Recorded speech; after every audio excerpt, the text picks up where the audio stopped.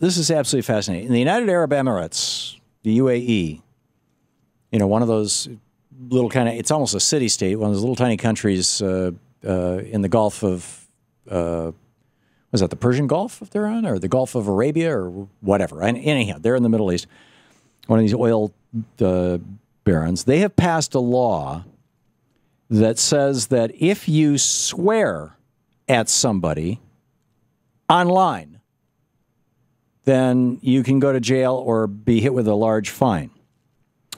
And one guy using the WhatsApp app, and I don't know what that is. I'm guessing it's some sort of a texting app, WHATS app. I'm not big into texting, so I don't know. But anyhow, swearing at someone, this guy got hit with an $800 fine for swearing at somebody. It went before a judge. It went before the Supreme Court, actually. And they ordered a retrial because they said the $800 fine was too small. So they refined him $68,000. These people are serious about enforcing their "you may not swear on the internet" law. Okay, see, they don't have an FCC that says net neutrality, you know, it's not the government's business to monitor what you're doing on the internet. But here's where it gets really interesting. In Arlington, Virginia, this is from the Atlantic City Lab, citylab.com. In Brenton Mock writing about this. In Arlington, Virginia, it used to be that it was a $100 fine for swearing in public. They recently, the Arlington County Board recently voted to increase that $100 fine to $250.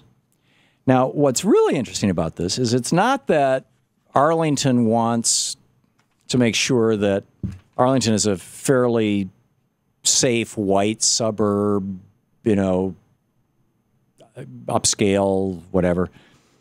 And by the way, this is they aren't the only ones who do this. Rockville, Maryland has a similar law. There's probably all over the country. But what they're really where these laws came from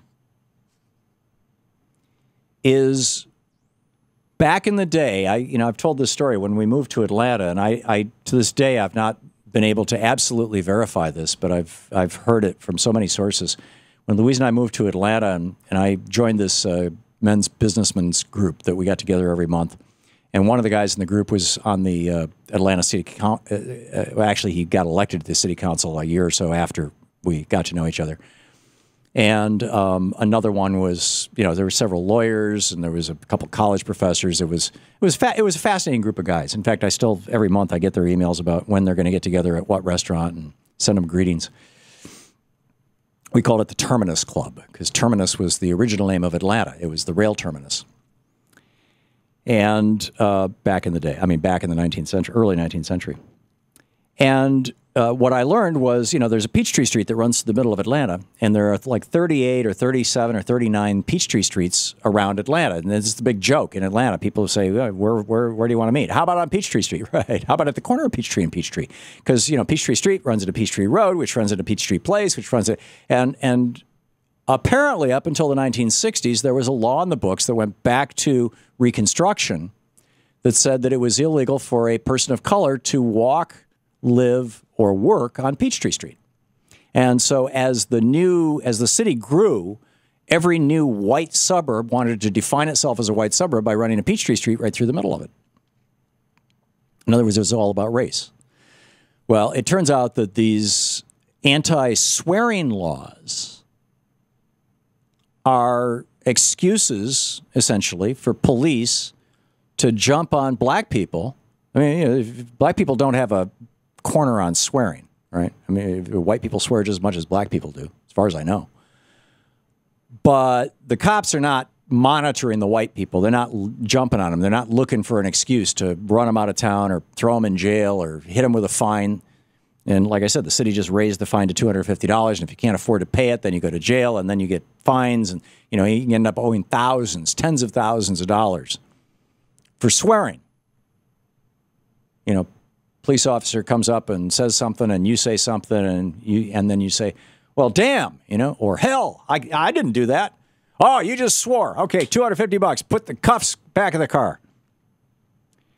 And they did an analysis of police data by USA Today, actually. This was last year. And Arlington's arrest rate for African Americans was 202 people arrested. This is for African Americans. 202 out of every 1,000. In just 1 year, 2011 to 2012. 202 out of 1,000. Whereas out of 1,000 white residents, 30 were arrested.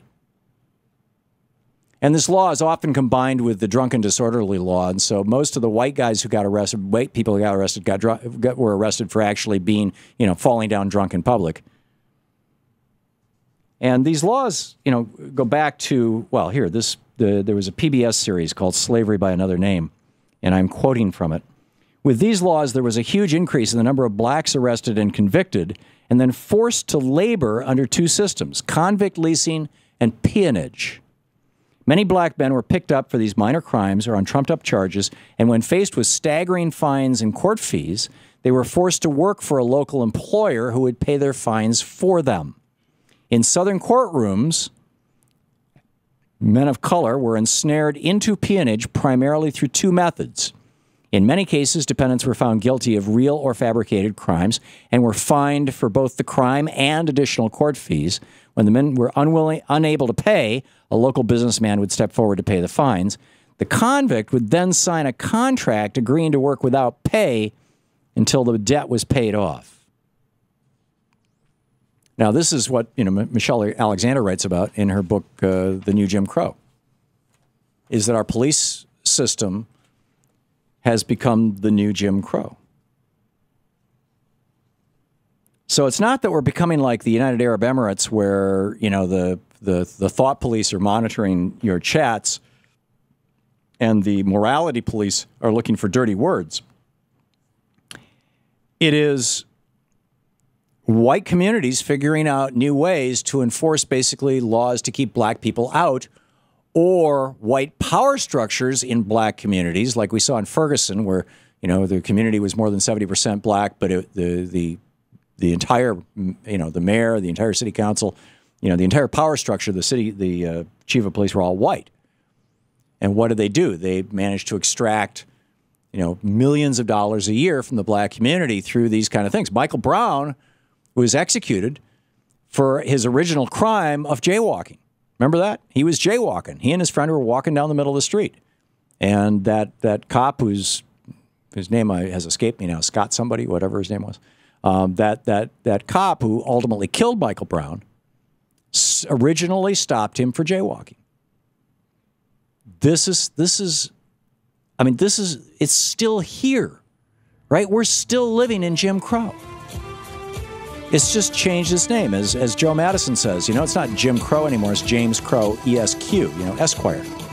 But it's still Jim Crow. I find it astonishing.